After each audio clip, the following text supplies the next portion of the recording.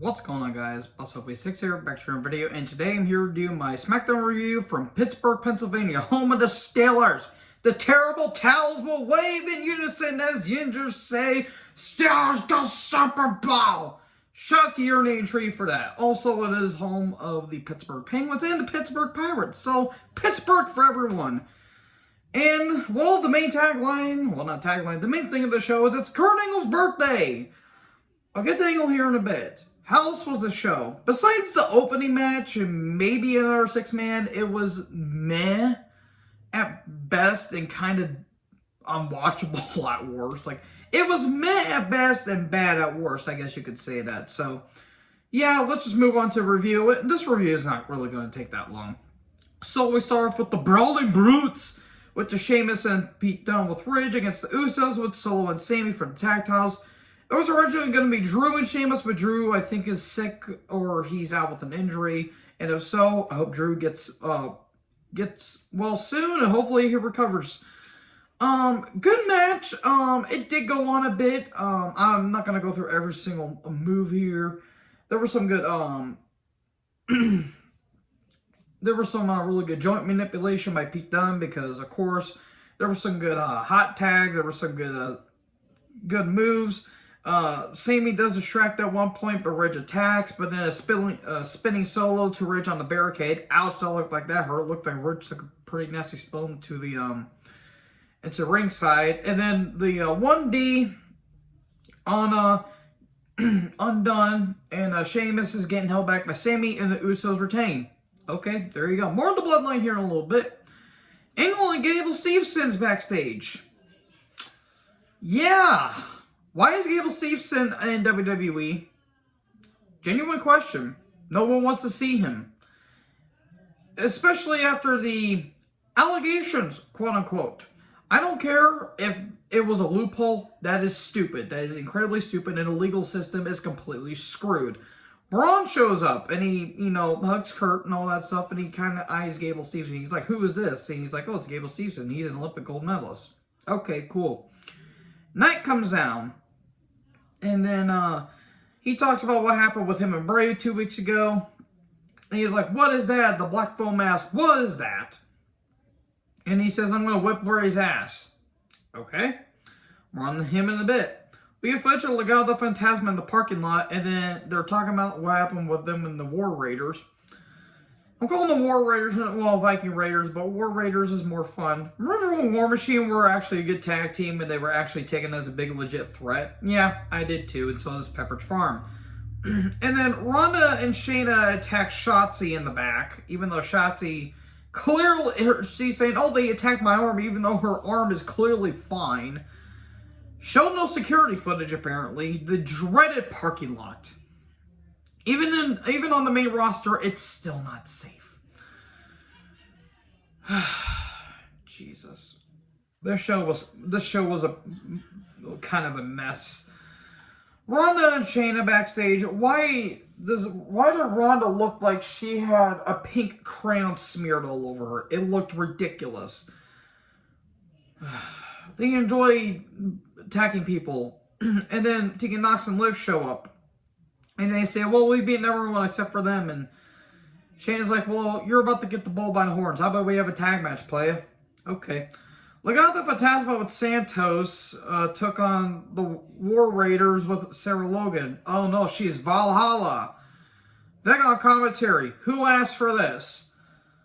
I did not care. Then Hit Row show up. Great. That's exactly what we needed. They attack the Raiders, and it's a DQ, and then they attack Legado Fantasma, and we're getting the triple threat next week.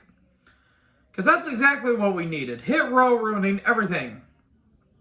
Knight's backstage, and he's looking for Bray. Then the black foam mask shows up after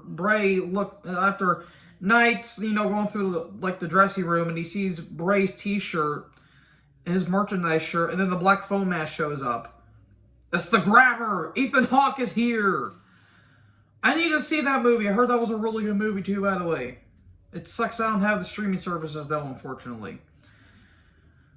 Angle's party's backstage, and then he gets a card saying #1 dad, and it's Jason Jordan.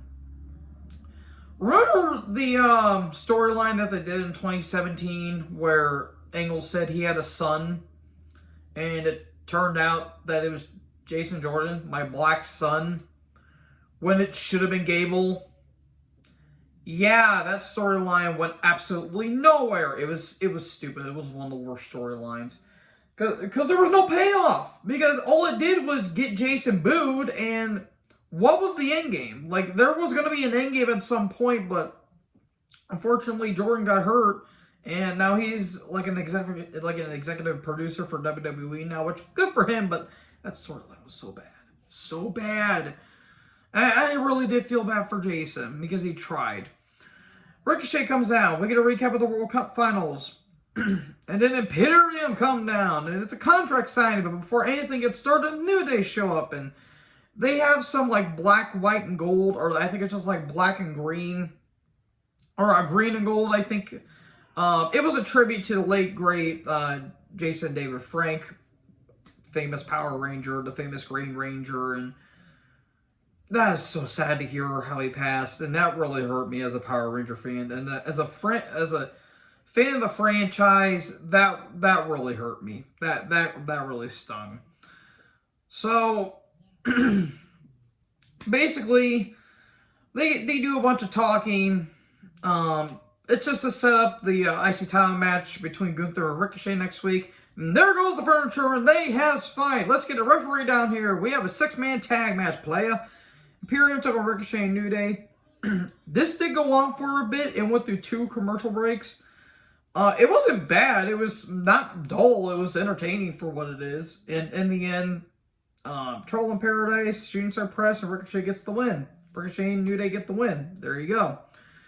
Then Alpha Academy are backstage. They want to get in, but the bouncer won't let them. But then the Prophets show up, and then they have a confrontation, and the bouncer lets them in. Bloodline are backstage. There's more tension between the Bloodline.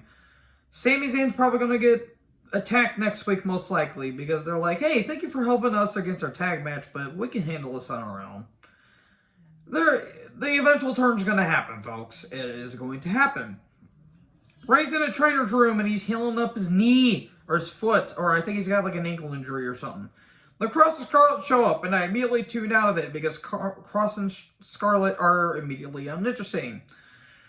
Cross says things, but I did not know what he said because I was so bored by it.